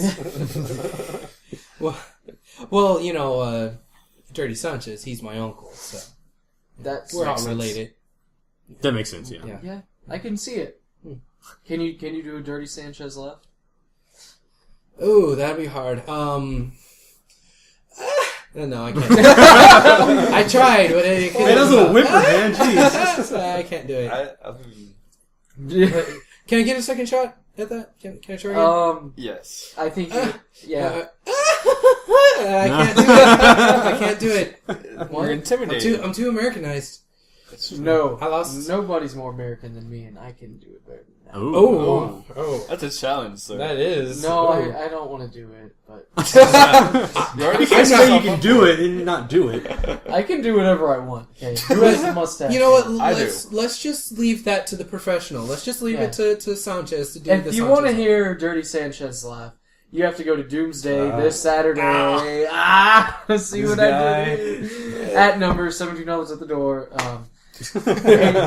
8 p.m. starts at 9. Be there. Or we'll beat you with laughter. That too. Now. Back to the show. Yeah, there we go. Thank you. This guy's a good promotional commercial guy here. You know? I do my best. Mm-hmm. All right. You're doing a fine job, sir. You'll be selling slap chops on late night TV, 3 o'clock in the morning in no time. If you order in the next 30 seconds, get another one for shipping and handling. All right. The main event of the evening, John Cena versus Ryback, in a 3 stages of hell match. All right. This is going to be fun. Maybe. Well, they picked the most boring stipulations. Thank you. I was about to say, I can dig 3 stages of Hell matches, but the ones they've selected are kind What of... was it? Lumberjack? Yeah. Oh, yeah. The first lumberjack, first one's table, lumberjack. And then ambulance. ambulance. Wow, ambulance. All 3 of those types are... Yeah, I don't mind the ambulance match too much. Really? Yeah, I mean, I don't love it, but I'm like, okay, I can do an ambulance match. Have you ever watched an ambulance match that was so good, though? No, you're right. Yeah. Same with lumberjack matches. Yeah, lumberjacks are pretty boring. When I think of lumberjack matches, I don't think of nothing. Nothing comes to mind. But a tables match... Well, there's been some memorable tables Yeah, matches. no, yeah, you know. they're good, Yeah. but with 2 That's probably big the men- best out of the 3. Yeah. Yeah. And plus, everybody goes crazy for tables for some reason, so... Yeah. Thank the Hardy Boys. The Or Dudleys. no, the Dudleys. Dudleys. Yeah. Yeah. Yeah. They helped. All right. Now, when we saw Cena versus Ryback last at Extreme Rules, the match wasn't that bad. It was pretty good. So they're having another gimmick match, and it's basically 3 gimmick matches in one. And, you know, like we just established, 2 of them are kind of, one of them's, okay. But there's nothing in there that's spectacular. Right. Do you think that they're going to salvage this, or do you think it's just going to be a big cluster? Both. They're going to salvage it because it's a big cluster? Yeah. They know it's Cena, and, it's either 50-50 with him, so, Yeah. I think it's going to be awkward for the Lumberjacks after the first fall. Like, everybody's out there, they're beating Lumberjacks, okay, first fall. All right, well, let's go to the back. I think it's going to be kind of weird. A little awkward. Well, no, I mean, the bell will ring or whatever, and they'll just all follow out, but... And then we'll set up the tables match, so... All right. I don't know. We sound so excited for this match. Well, it's Cena! And Ryback. And the Ryback. Yeah. Does Ryback have the stamina for this match? That's a good point. I don't think he does. He I can't remember which match it was. It was a long match though, and he just looked so exhausted by the end, and you could tell he didn't have the same amount of energy that he had at the beginning of the match. Are you talking about a couple of weeks ago where he fought D-Bry? Yeah, I think so. Yeah, because the beginning of that match was awesome, and then Ryback started kind of trailing off there at the end, but D-Bry was able to carry him. Oh yeah, Yeah. Well, he's D-Bry. Yeah. And Cena ain't no D-Bry. Well, Ryback's just used to, like, squash matches, or like 3 or 5 minute matches, whatever. Yeah. He's not used to these long matches, so... True. There you go. That's probably the cause of it right there. All right. Prediction. I'm going to say Ryback. Really? Yep. Well, okay. I can't see that actually happening. I'm I can't see it really either, but I'm going to go with that anyways. Yeah, well, I mean, just judging from history, come on, WWE and Vince love Cena, so they're going to keep the title on him. So I think it's going to be Cena coming out with the reason I'm telling you, the reason I'm saying that is because there's been exceptions to the rule. That's how we got Sheamus as a champion for the first time in a tables match. True. And like I said, it's going to be where it's going to cause Cena to chase the title. Okay. To SummerSlam. I think Ryback's going to win it, and he's going to carry it till SummerSlam, and then Cena will get his win back. All right, Cody, tiebreaker it for us. Well, they've pushed Ryback for so long. Mm-hmm. They were doing a good job, and if he loses this, I don't see where he's going. Yeah. Okay. I want to say Ryback, but we all know WWE. We know him very well, and so y'all are both going with the machine there, the WWE machine. Yeah, as much as I don't want to say it, I see Cena winning. Okay. There you go. I'm sorry. I'm the odd one out here, But you know what? I hope you're right. Me too. Yeah, I hope they do go with Ryback to spice things up, change it up, Yeah. instead of, Cena. And my motto, anybody but Cena. So, thank you. See, don't compliment him. All right. People, sit down. One last thing from WWE that's not really related to the pay-per-view or anything. Mark Henry's coming back on Monday. Right. Yeah. Yay! Mark Henry's coming back. Didn't he just say he was pissed off and Yes. was hurt and he just didn't want to come back or something? He's been gone for like a month, and I don't know. Last time I heard, he was. He took his ball. And he went said home. all that on Twitter. Yeah. He was like, "Yeah, I'm mad, and I don't want to wrestle while I'm mad." Yeah, Like he was out of character, being for reals. But I thought Well, that law this is- was in character. I guess so. I don't know. It was just out of the blue because he never posts anything on Twitter. Yeah. And when he does, he's out of character, and he's Yeah. like, "Oh, hey, I'm with my family." So Well, there's no telling. But hey, I'm glad to see him back. I enjoy his character. yeah, I love the guy. But he's one of my favorites, actually. He was on that little promo spot they did for the Special Olympics, was it? Yeah, he was on that. Yeah. Oh, And so is Big Show with a goddamn beard. You see that? Big Show wearing a beard. Yes.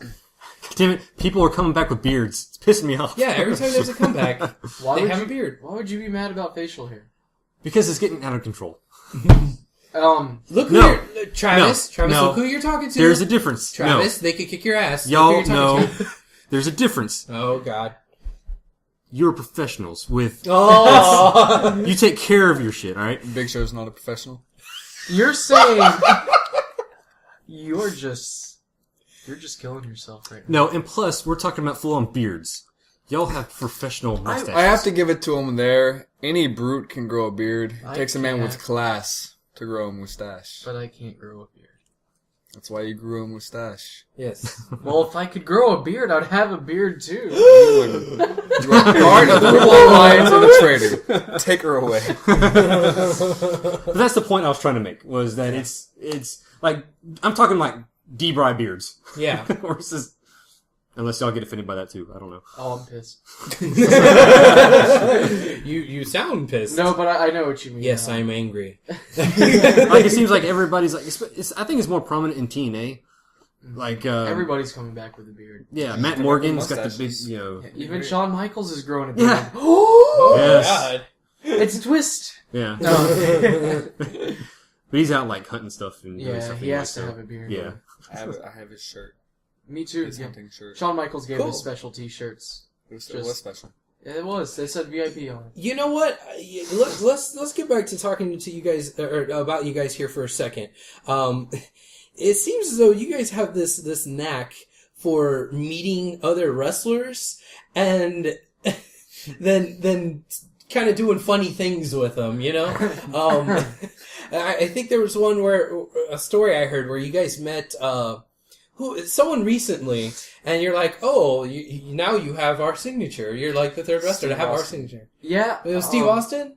I gave my autograph to Steve Austin, and there's actually a picture on the Doomsday Wrestling Facebook page of him holding it, laughing, and I looked depressed for some reason. And I gave my autograph to Shawn Michaels, and He was actually a little bit nicer. I wouldn't say Stone Cold's being mean, but I guess Shawn Michaels actually had the time to ask about it. And then I gave my autograph to Scott Steiner, the person who probably could give no fucks whatsoever. He really didn't care. He didn't, yeah. I remember when we were doing our megaphone walkthrough at Comic Palooza, and Greg's on there with the megaphone, and he's just sitting there eating his Arby's. And I'm like, I'm coming for you, Mr. Steiner! And he's just like... Fuck you, I'm eating a sandwich. He even asked you, he's like, what is comedy wrestling? What like, with this really, like, terrible tone. Like, Like, he was, like, really... like, disgusted with it. Like, what is this crap? Yeah. Well, remember, the guy that set up Comic Palooza was showing Scott Steiner around, and he saw the Doomsday ring, and he was like, are you fucking kidding me? Am I wrestling in that? He should have said, yes, you are! Yeah, but, Is this for midgets? Like, yeah, it's been cool meeting all these wrestlers lately, though. Meeting Stone Cold, childhood hero. Where you He called beating me him at? Or- Handlebars. He gave me a nickname. he called you handlebars. That was my nickname. That's for him. awesome. It was awesome. It was great. We were going to the NRA convention, and just so happened to find out Shawn Michaels and Stone Cold were there. Oh, okay. Like, wow. When do you ever get to meet them? Yeah. So, we waited in line for like 40 minutes, met Stone Cold in like 5 minutes. Yeah. It was great. Was it, like, rushed, or did you have time to talk to him? Yeah, Stone Cold was a tad bit rushed, because we got there an hour before he started, 45 minutes, an hour, whatever.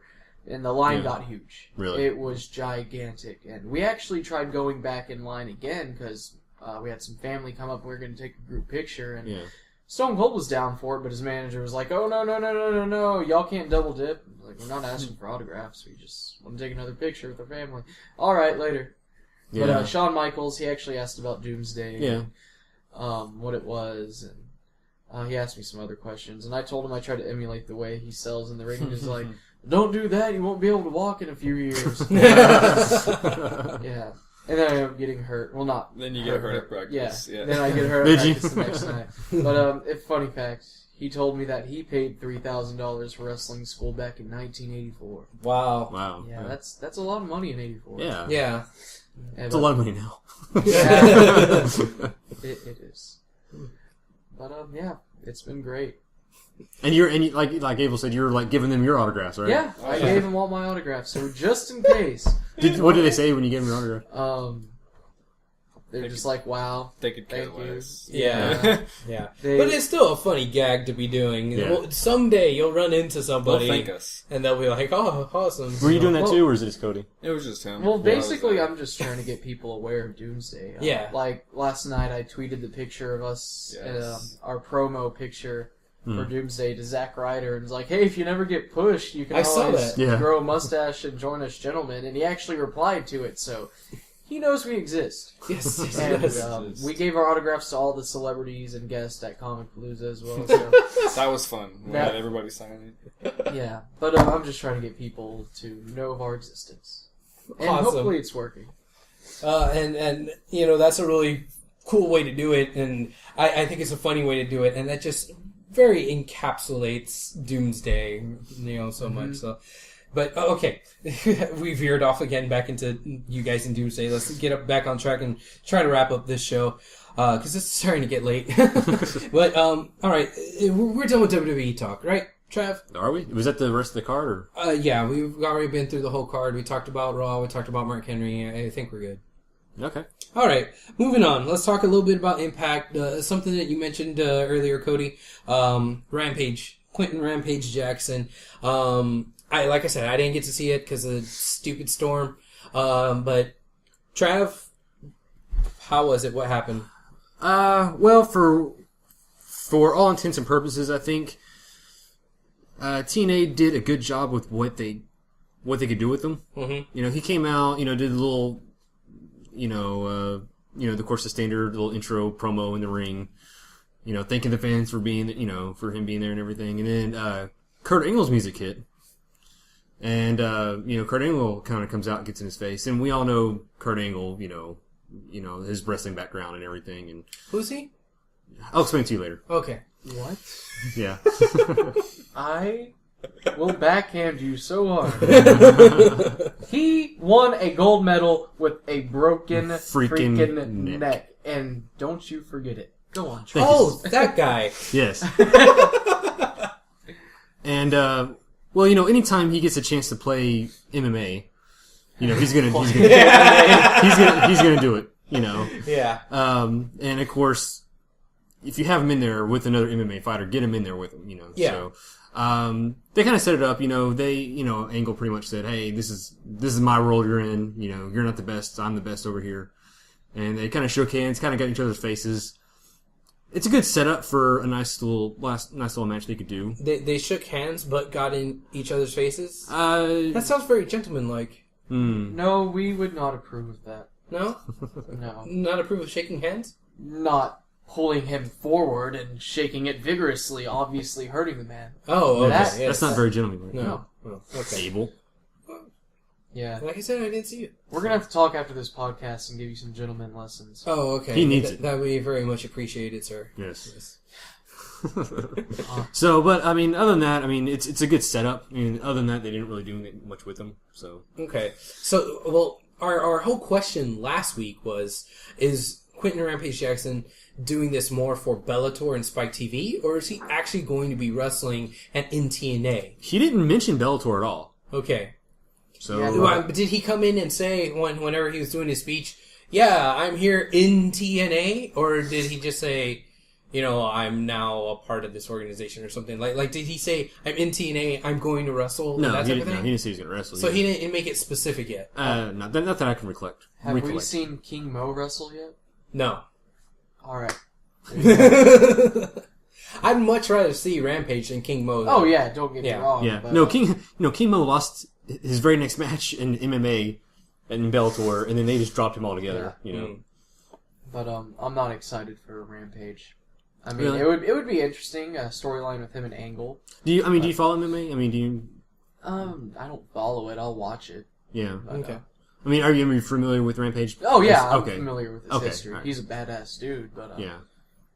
this isn't MMA. It's Yeah, wrestling, exactly. So Yeah, exactly. I'm actually worried he may hurt somebody, or Well, I kind of mentioned this a little this last week. I'm kind of looking for the next, maybe Ken Shamrock, where Yeah. a successful transition from an MMA guy, especially with someone like Rampage who's got that charisma. I could see him doing good things in wrestling. he could do promos. He could make a character. He could do that side of it. But yeah, the in-ring side. Especially with training and practice and given time. Yeah. On the mic he was rough. yeah, He was rough on the mic on that promo. But, like I said, it's his first one. Yeah. You know. But I think he has some natural born charisma. Oh, yeah. He could definitely be a character. Yeah. I think. Like I said, anybody that questioned that, go check out one of the Ultimate Fighters where he co-hosted, or he was one of the trainers. Yeah. You could definitely see the charisma, the charisma in him, so. Okay. All right. Well, I guess then that's still a wait and see type of thing. Still. Yeah. Okay. Well, we'll probably find out more stuff on this week's episode of Impact. Now, the only thing that I really got to see from Impact, once I finally got my DirecTV restarted and up and everything, was the last 10 minutes where the main event had already started. And I was so confused because I saw that there was a ladder and there's a hammer hanging where normally a title or something would be hanging. It was just the fucking ball-peen hammer. So you're telling me that we went back to like Vince Russo WCW days, with the hammer on a pole match? But of course it wasn't on a pole, it was on a ladder. I mean, is that really what they went with? How the hell did that come about? Why do we have a hammer ladder match? Is this Super Mario with the Hammer Brothers? What the fuck? Why are you questioning TNA's logic? You know what? can- You might be right. You took the words out of my mouth. That's what I was about to ask. It's TNA. Yeah, we say that every week. It's TNA. Yeah. Yeah. Okay, so... The only good thing about that was Bully got a ladder to the balls. And And he turned to Taz and goes, Taz, my balls! no. Yeah. Bully just, Taz! Taz says, yeah, buddy. Bully says, my balls! Yeah, I know! Taz was just like, he was just classic in that little segment. And the other weird part about it is that was effectively the end of the match. And, you know, I would think that with normal ladder matches, the rules are if you retrieve whatever it is that's hanging above the ring, that's the end of the match. Well, they retrieved the hammer way before, you know, the actual match ended. You have to use the hammer on your opponent. Yeah, it's like, what? Okay, that's not normal ladder match rules, so that's even more bullshit. But the match never really ended, so to speak. Bully just ran away because his boys were singing, and he just ran to the back and was like, I need to ice my nuts, pretty much. You know, like, that was it. Did you see Hardy go after him and he, like, fell down? And I think he got hurt right there, didn't he? Did he? I think so. I don't know if he got hurt. I didn't see anything on dirt because he sheets even about called it, like the ref over to help him out. Because I think he was supposed to chase him out. Was he selling it, or did he... Well, to sell what? He didn't get hit. Okay. He just got out of the ring. Was Hardy drunk again? It's not being drunk you gotta worry about. Other stuff you gotta worry about with him, yeah. Okay, so that was effectively the end of the match. It was just a typical TNA match. That's like. But it wasn't the end of TNA.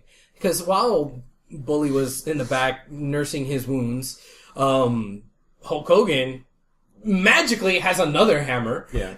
Well, I'm sure there's other hammers back there. Well, I know, but I mean, still, it's like, if Hogan's gonna have the damn hammer anyway, why did you go through all the rigmarole of setting up a ladder match to retrieve a hammer 10 feet above the ring when there's, like, plenty of hammers backstage? Because he's waiting for Hardy to, like, chase him to the backstage where he's gonna be right there for him. It was part of the script. Okay, yeah, but I don't know. I'm just trying to expose holes in the script, I guess. You don't have to. It's TNA. They do it on their own.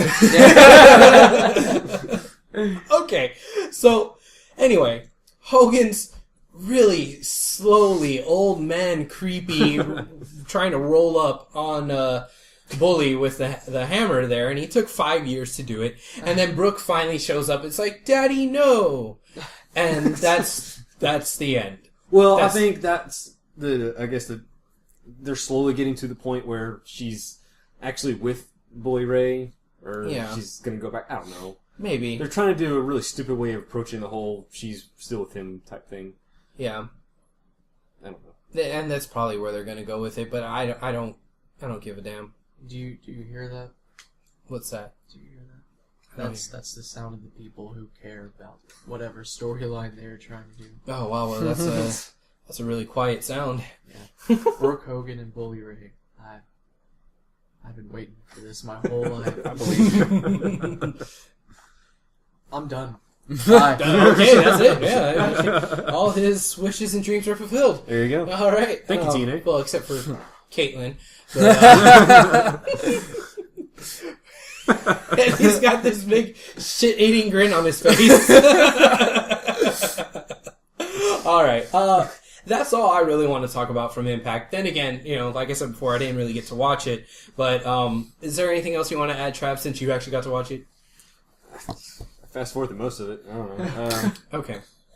The Mickey James as a heel, you know, they kind of continue that a little bit further. Yeah. Okay. I don't know if, you know. Is it still a slow turn, or is she a heel? Yeah, she's a heel. But she's playing it the way her character is as a heel. I'm not digging it too much. Okay. Yeah, you have to watch it to see what I'm talking about, but. Don't even bother with it. It's bad. Don't even bother with TNA. Watch Doomsday instead. Yes. We actually told a guy at Comic Palooza who came up to us just talking to us about wrestling, and I was like, yeah, we'll be on Spike TV here in the next few months. He was so excited for it. He was. Oh, really? Yeah, we told him, yeah, Spike TV's getting rid of TNA, and they're going to bring in Doomsday. And he was jumping up and down for joy, and he was so happy and excited. That y'all were coming on, or that they were getting rid of TNA? That we were coming on. Yeah. Oh, gosh. The fact that he believed that was just... Yeah. You didn't correct him afterwards? No. You're like, hey, dude, I was just kidding. Oh, no. You just let it slide. Yeah, we're trying to help out TNA, I guess. Extra rating. Hey, they need everything they can get. I guess so. He's going to be watching every week. Man, when's Doomsday coming out? For the next 10 years. Yes. You know, that show, that Rock's reality show came on TNA, Oh, yeah. The Hero. I tried watching it. TNT. Yeah, I tried watching it. I lasted maybe 5 minutes. Really? I got past the contestant, like the whole intro of the contestants. Yeah. And I had to turn it off. It was that bad. Hmm. So set up, so fake. I don't know. But apparently, I saw on one of the sites here that they got their ratings. They got more ratings than TNA Impact. Yeah. Really? Yeah, Well, it's because it's The Rock. Yeah, 1.5 million viewers. Yeah. Yeah, I watched that. So I don't know. All right. Well, I guess that's it for big wrestling talk. I guess the only other thing is this past weekend we went to Booker T's ROW. Yeah. Another great show from them.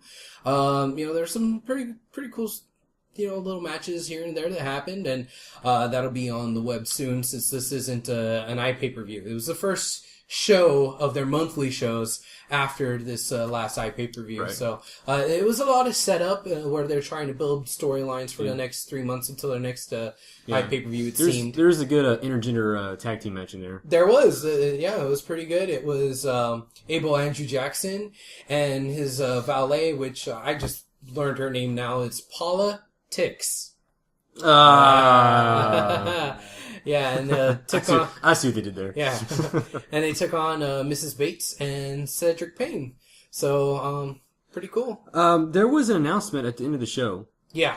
Do you want to go ahead and mention that? Yeah, Booker said something about that they're planning on doing more shows and taking it on the road.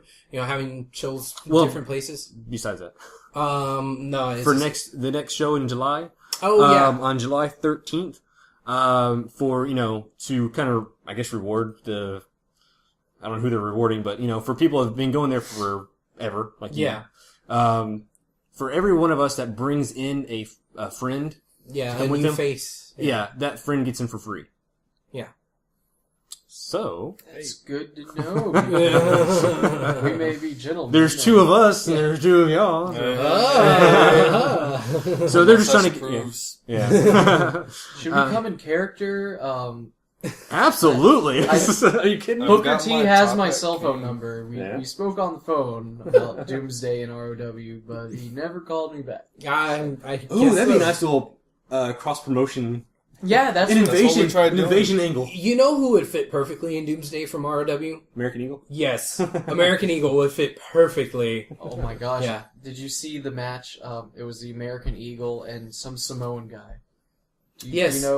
Yes. They're just calling him the Samoan Beast. That match was brutal. Yeah. And then at the end, that the line Samoan, salt. oh my gosh, he just runs, jumps off the ropes, and does the moonsault. Oh my god. Yeah, it was splat, and it was brutal and beautiful all at the same time. Yeah, both guys were great though. Yeah, Never doubt a Samoan in the wrestling ring. Yeah, that's so true.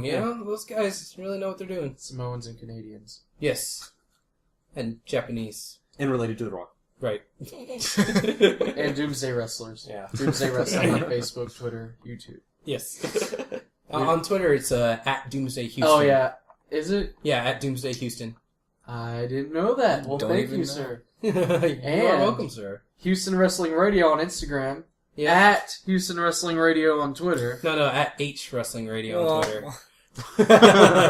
At Doomsday Houston on Twitter. I think what we meant to say is thank you, Cody. Yes. Thank you for screwing up our Twitter handle.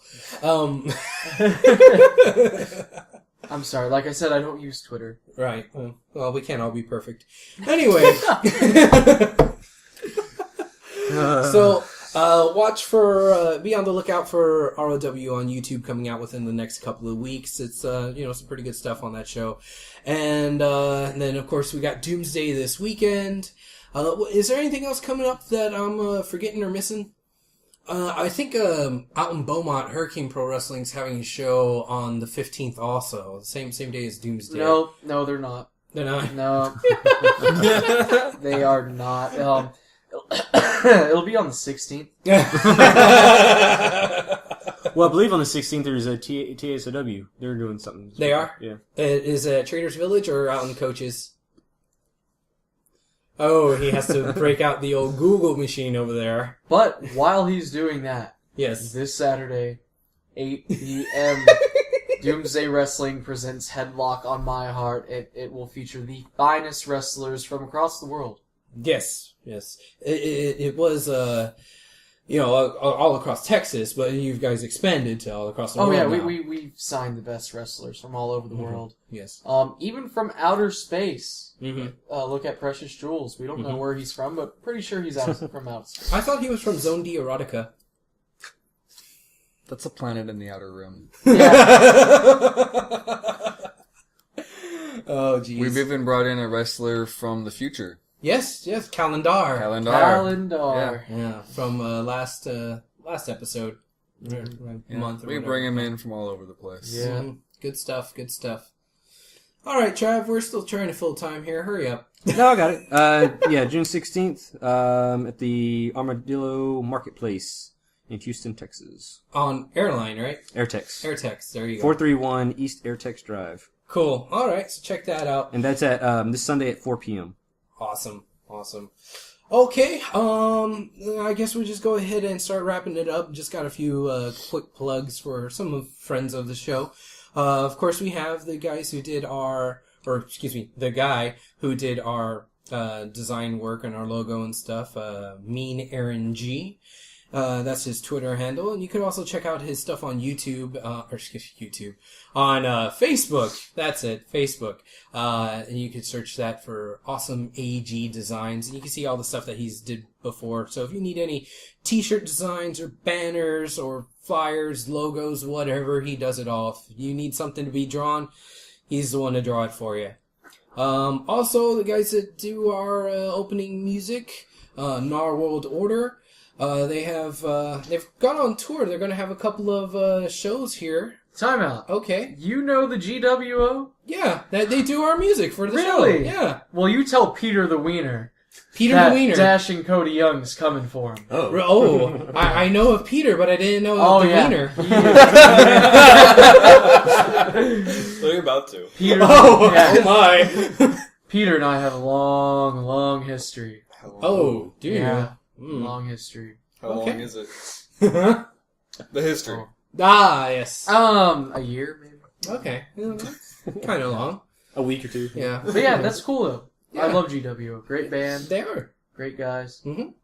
If you liked them so much, you probably would have recognized their music in our show. But you're not a true Or every fan. time that we mention them. Yeah. on the show. I don't think y'all mentioned them before. Maybe. Just every week as a shout out there. Well, we try every week. We forget a couple of times, but yeah. Anyway, check those guys out on Facebook, facebook.com/NarWorldOrder. And then, of course, their Twitter handle is @NarWorldOrder. And the way you spell Nar is GNAR. For anybody that's like, oh, how do you spell that? N-A-W? No. GNAR. They'll figure it out. Yeah, well, I'm just helping them out. So, yeah.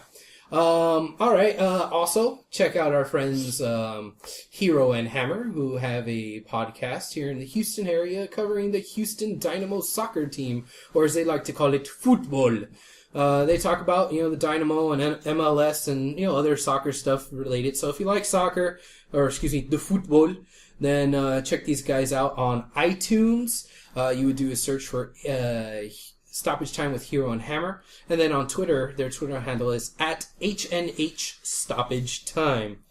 Also, our friends up in the New Jersey area, the Shining Wizards podcast, they have a really great show. I was interacting with them on Twitter earlier this week. Did you see that, Trav? No. No? Well, we were talking a little bit about, our interviews, we have Jay Lethal and whatnot, and they were talking about, Steen having a good interview, and we were just chatting back and forth, but they're good dudes and they have a really good show. So check them out on iTunes. It would be just a search for Shining Wizards podcasts, and then of course they also have shiningwizards.com, and you can follow them on Twitter @wizardspodcast. Hey, didn't somebody order a box of wizardry from him? Yeah, Aaron did. Did he ever? I don't know. I need to ask Aaron if he got the box of wizardry. Kind of curious to see what came in there. Yeah, me too. We should ask him about that. Yeah. Well, we'll check that out. So okay. Why isn't this box of wizardry here right now? Well, because it wasn't us that got it. Oh. It was a friend of ours. I thought you were Aaron. No, I'm Abel. No, Yeah. you're Aaron. I didn't know. Okay, well, thank you, sir. Next week, Houston Wrestling Radio with Travis and Aaron. Oh, you would like that, wouldn't you? All right. I would love it. We all would love it. Yeah. Yeah, you're a good guy. You're a good guy, Aaron. So are you. So are you, Corey. God. Winning. It's like the third time today. Okay, who else do we got to plug? The wrestling game, thewrestlinggame.com. It's a little online game that you can, make a little profile with a wrestler, and it's like an MMO thing where you can wrestle with other people and try to win and stuff. So it's pretty cool. And our friend Max from Wrestling with Subtitles works for them, and he's been doing a podcast for them as well that he just started up. So go to thewrestlinggame.com. I'm sure there'll be a link there for the Wrestling Game podcast that he's now doing. We should have Max here on soon to talk about all that stuff with Wrestling with Subtitles that he got WWE to start putting subtitles on their stuff. So that's really cool. So we need to talk to him soon again. And then of course the Pile Driver podcast, another friend of the show, fellow podcaster. You can check them out at thewrestlingchronicle.com, and there'll be a link there for the Pile Driver podcast right there where they do their own little thing. And I think, I mentioned this, that we were talking with the Wizards. The whole reason why the conversation came up is because we were talking with them, the Pile Driver podcast, because they're having Kevin Steen on, I believe it was, in the next week or two. Or I'm not sure if it was this week or next week, but they should be having him on. So that'd be a pretty interesting interview, I think. No, it wasn't Kevin Steen. It was Michael Elgin. I'm sorry. I screwed that up. You screwed everything up on that. I know. I'll just edit it out. Anyway. So that's that. Thank you so much for tuning in and joining us, folks. And gentlemen, thank you for coming by and sticking around. I really appreciate it. Well, thank you. It was quite a pleasure having us. Thank Yes, this was badass. Oh, This was yes. The pleasure was all ours. Yes, indeed. Yes, let's all go have a spot of tea. Yes. But Yes. don't forget to download the Houston Wrestling Radio app, where, while we're having tea time, yes, you'll have an app. And you have to go to the marketplace, you have to click download, type in your password, install. That's how you get it. Yeah. All right. Yeah. And now we'll have tea. Okay, let's have tea. All right, everyone. Thank you for listening. Adios, my friends. Keep it classic.